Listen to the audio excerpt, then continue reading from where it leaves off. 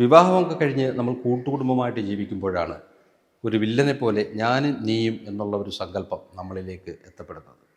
അതിൻ്റെ പര്യവസാനമെന്ന് പറഞ്ഞു കഴിഞ്ഞാൽ കൂട്ടുകുടുംബത്തിൽ നിന്ന് വിട്ട് നമ്മൾ സ്വസ്ഥമായിട്ട് മറ്റൊരു വീട്ടിലേക്ക് താമസം മാറുകയും ചെയ്യും.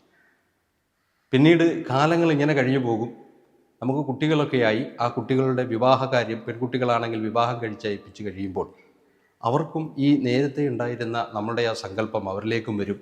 ഞാനും നീയും. അവരും അവരുടെ കാര്യങ്ങൾ നോക്കി മറ്റു താമസ സ്ഥലങ്ങളിലേക്ക് പോകും.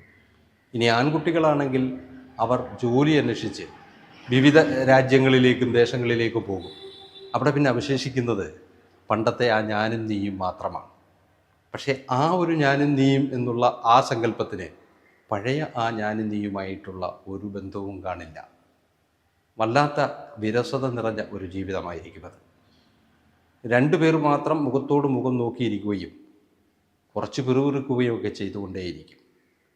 ജീവിതത്തിൽ ഒറ്റപ്പെട്ട് കഴിയുന്ന അത്തരത്തിലുള്ള നൂറുകണക്കിന് ആൾക്കാർ ഇന്ന് നമ്മുടെ കേരളത്തിൽ കാണുവാൻ കഴിയും. ഒരിക്കൽ കൂട്ടുകുടുംബമായി സന്തോഷമായിട്ട് ജീവിച്ചിരുന്ന ആ ഒരു കാലഘട്ടം നമുക്ക് അന്യമായി കൊണ്ടിരിക്കുകയാണ്. മരിക്കുന്നത് വരെ എങ്ങനെയെങ്കിലും അങ്ങ് ജീവിച്ചു പോവുക എന്നുള്ള ഒരു സിദ്ധാന്തത്തിലേക്ക് നമ്മളെല്ലാവരും വൈകാതെ എത്തപ്പെടും.